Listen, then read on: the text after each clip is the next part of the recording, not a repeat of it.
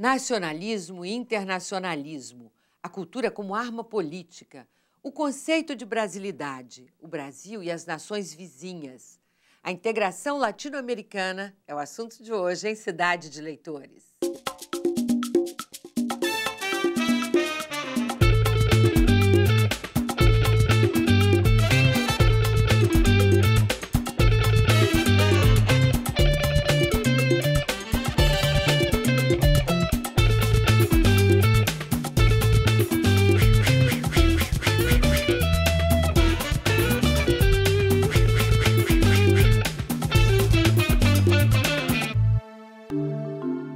Em 1941, depois de um período de hesitação, o governo de Getúlio Vargas decidiu apoiar os Estados Unidos contra a Alemanha nazista. A manobra política deixava claro o objetivo de transformar o país numa grande potência sul-americana. Era necessário, a partir de então, divulgar valores literários e artísticos dos demais povos do continente, promovendo assim a aproximação com os países vizinhos. Para tanto, o governo de Vargas contou com uma ferramenta importante, o suplemento Pensamento da América, publicado no Jornal Oficial do Estado Novo, Amanhã. A historiadora Ana Luísa Beraba se debruçou sobre essa página pouco conhecida da nossa história, e o resultado de sua pesquisa está no livro América Aracnídea, Teias Culturais Interamericanas. Ana Luísa é a nossa convidada de hoje. Ana Luísa, quais foram as circunstâncias da criação do suplemento Pensamento da América em 1941? O suplemento ele aparece num momento, ele vem junto com o primeiro número do Jornal Amanhã, que era o Jornal Oficial de Vargas, dirigido por Cassiano Ricardo. Na verdade, o suplemento ele é fruto de uma junção entre a circunstância política da época, né, do governo Vargas, com um pano de fundo diplomático muito forte. Então, muitos colaboradores do suplemento eram também ligados ao Itamaraty. Simultaneamente deles serem do Itamaraty, eles também faziam parte do movimento modernista. Então, acho que foi uma junção ali, foi um encontro feliz entre três vertentes, né? A vertente política, diplomática e cultural, literária, né? Se você pode dizer assim, que deu a cara, a identidade do que viria a ser esse suplemento. Agora, de onde você tirou esse termo América Aracnídea, que é formidável, que dá exatamente essa ideia de teia. Quando eu comecei a escrever, eu fui ficando muito impressionada no momento da pesquisa, quando eu ia levantando os dados, de como tudo se conectava, né? Você tinha muitas menções, assim, eu viajei, encontrei fulano, eu recebi uma carta de ciclano em que ele me citava tal coisa, e num jantar na casa de não sei quem. Eles todos se falavam, eram todos um grupo de amigos, de conhecidos, de admiradores que estavam em contatos, né? Isso eu estou falando, assim, dos editores do jornal, né? Das pessoas que participavam diretamente no dia a dia da redação. Paralelo a isso, você tinha uma circunstância internacional que pedia esse tipo de ação, de colocar coisas em contato, né, de conectar, de construir pontes, né, de fazer o link entre coisas. E quando eu me dei conta de que nosso ministro das Relações Exteriores era o Oswaldo Aranha, e depois várias outras brincadeiras com isso, né? Porque tem um trocadilho aí, O diretor da divisão de cooperação intelectual do Itamaraty era o Temístocles da Graça Aranha. Para culminar tudo, eu achei uma citação do João Ribeiro, de 1906, em que ele usava a expressão é preciso aracnidizar o nosso continente. E aí eu falei, bom, então tá fechado, essa é a metáfora que vai perpassar, né, todo o livro, essa coisa do esforço de você conectar, né, coisas diferentes, de você colocar em contato, né, ideias, autores, ideologias, enfim, de você realmente fazer a ponte entre os diferentes, né? Você falou do Cassiano Ricardo e eu fico pensando que papel mesmo ele tinha para chegar a essa direção, nessa reunião dos intelectuais. Ele é um poeta, assim, supernacionalista, um poeta modernista, ícone do movimento verde-amarelo. O Cassiano Ricardo ele teve um papel muito forte como editorialista do Amanhã, quer dizer, ele pautava, né, em textos, inclusive, muito bem escritos, né, inclusive, muitas vezes líricos até, ele que estabelecia a linha editorial do jornal e, portanto, a linha do Estado Novo, né? Ele que estava ditando, do ponto de vista da imprensa, que caminhos o Brasil estava seguindo. Quer dizer, a coisa que mais admiro no trabalho do Cassiano Ricardo nesse período é como ele conseguiu torcer tudo para justificar o quase injustificável. Como assim? Né? Ele fez uma coisa... O governo Vargas, obviamente, a gente sabe, era um governo muito nacionalista. Ah, tá. Então né? você está falando isso. Como um governo nacionalista, entendeu? Defende mantém um suplemento que é internacionalista. Que é internacionalista. Né? E que faz que vai no caminho dos Estados Unidos, da ideologia pan-americana dos Estados Unidos, né? E que vai na esteira da política da boa vizinhança norte-americana. Né? Getúlio está lá do lado do Roosevelt, do lado do Monroe, do lado de todos aqueles ícones da democracia liberal norte-americana. E mesmo a gente estando vivendo no Brasil uma situação, né, de uma ditadura autoritária, etc., se encaixa, eles dialogam, eles conversam, faz sentido dentro daquilo. Né? E a ideia dele foi, assim, sob a orientação de Cassiano Ricardo, trazer a participação também de outros intelectuais, sabe, da América vizinha. No governo Vargas, tem muitos intelectuais, inclusive, que participaram dos movimentos modernistas, fizeram parte de diferentes instâncias do governo. Né? A gente tem, enfim, um monte né? Carlos Drummond de Andrade foi do Ministério da Educação. Enfim, você tem vários intelectuais que fizeram parte, foram dos quadros da burocracia, né? Da máquina governamental de Vargas. Né? E no Amanhã muitos trabalhavam, né? Desde Manuel Bandeira e Ribeiro Couto, Vinícius de Moraes, Cecília Meirelles, todos eles eram colaboradores desse jornal. Então isso fazia um time inacreditável, que eu acho que assim, não sei se alguma outra vez na história do Brasil a gente viu tantos grandes nomes, né, do universo literário reunidos numa mesma redação. Né? Eles trabalhavam juntos. Isso eu acho que é uma das coisas mais interessantes que você mostra aqui em América Aracnídea.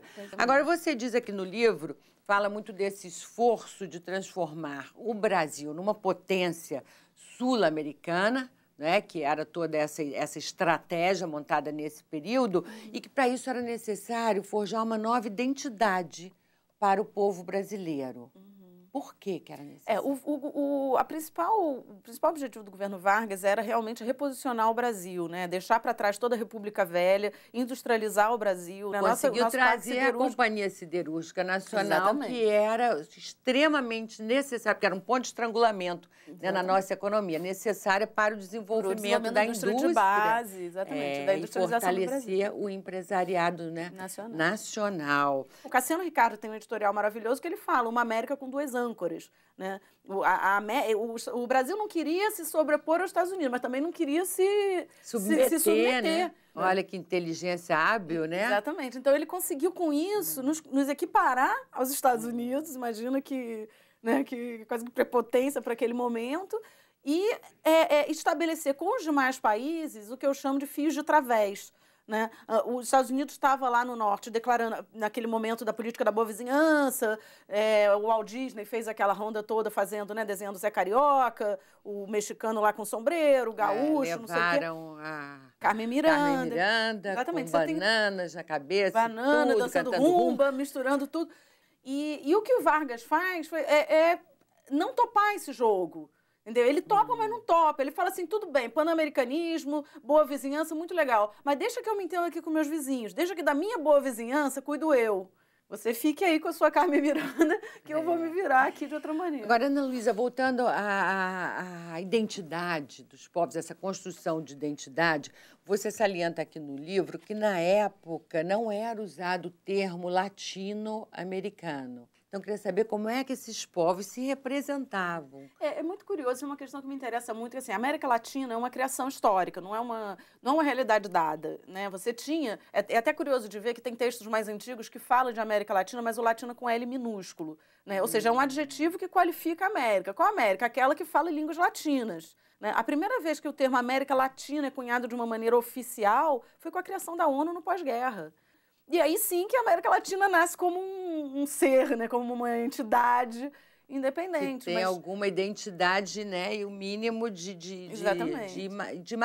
se imagina integrada, né? Exatamente. Minimamente integrada. Fazer com que a América Latina se conheça é um dos objetivos da Daros Latinoamérica, com sede em Zurique.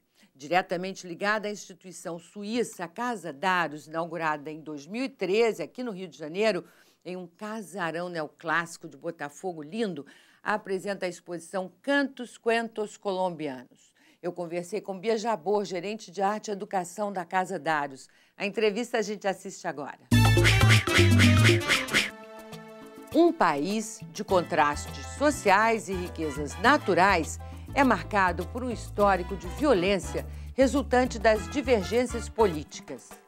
A partir deste contexto, 10 artistas colombianos criaram as obras selecionadas em Cantos Cuentos Colombianos. A exposição marca a inauguração da Casa Daros, instituição da Daros Latinoamérica. A preocupação dos curadores é que a casa ocupe um lugar para além das paredes do museu. Bia Jabor é a gerente de arte e educação, uma das responsáveis por garantir que a instituição seja um espaço de estímulo à reflexão, experimentação e ao diálogo. Bia Jabor, o que é a instituição Daros Latinoamérica que trouxe para o Rio de Janeiro essa Casa Daros, esse espaço espetacular para apresentação de artes plásticas contemporâneas, com biblioteca, com auditório, com restaurante, café, um espaço para se relaxar num lugar lindo do Rio de Janeiro? Eu acho que o grande desafio nosso é tentar transformar a Casa Daros numa plataforma de encontro. Né? Eu acho que de um encontro para artistas e também para o público conhecer mais a arte da América Latina. E a gente inaugura com essa exposição Cantos Cuentos Colombianos.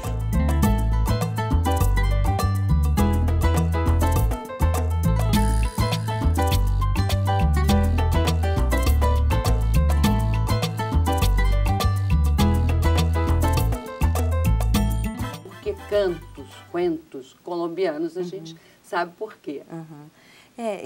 A exposição, ela traz, eu acho que muitas narrativas, muitas obras que apresentam histórias e poéticas, né, de um país em guerra, né, há mais de 60 anos. Então, a produção desses artistas acaba muito voltada para uma situação política e social muito complexa na Colômbia, né?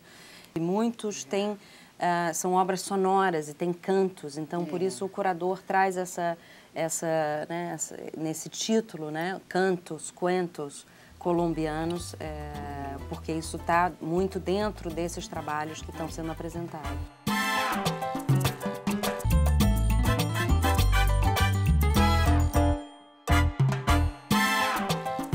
Você falou em cantos e aí eu me lembro da obra que mais me tocou, que é do Juan Manuel Echevarria, tá certo? Sim. Echevarrias.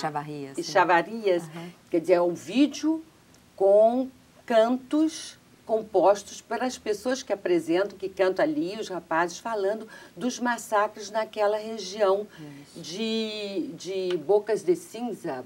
Bocas de Ceniza. Em português seria Bocas de Cinza, não é? Isso me tocou muito, eu fiquei muito impressionada, achei aquilo muito bonito. E aí me levaram, quis saber mais sobre isso, depois de assistir toda a exposição. E me levaram ao espaço de documentação. E aí eu fiquei encantada ainda mais com a Casa Daros, porque aí eu fui levada a um sofazinho, tinha lá toda a documentação da exposição, cada artista contando como fez sua obra, o que pensou, não é? Como concebeu. E aí ele conta que fez uma obra que interessava a ele muito mais do que, muito menos o sensacionalismo, isso não interessava, e sim o tecido social degenerado que a violência provoca. Não, essa é uma das obras que tem impactado muito as pessoas na exposição, porque ela é muito, ela não precisa de palavras, basta ela te provoca imediatamente, ela te causa você imediatamente entende o sofrimento e, ao mesmo tempo, como que essas pessoas que viveram atos tão violentos podem cantar canções tão lindas sobre esses atos.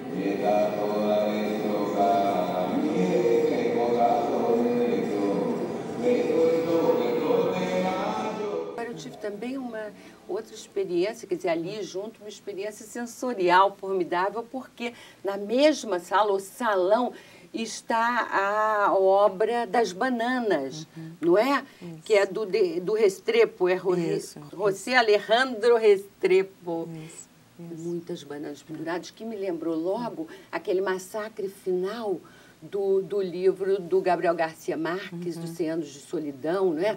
Então, as bananas já estão lá há algum tempo, com cheiro muito forte, os cantos de um lado, as bananas do outro. Foi, assim, uma experiência assim, muito forte. A exposição, ela traz uma coisa sensorial muito forte. Acho que isso faz parte... O cheiro se estende pela exposição toda, assim. Então, tem um percorrer pelas obras e pela exposição que vai como que invadindo, né, um pouco o visitante, né?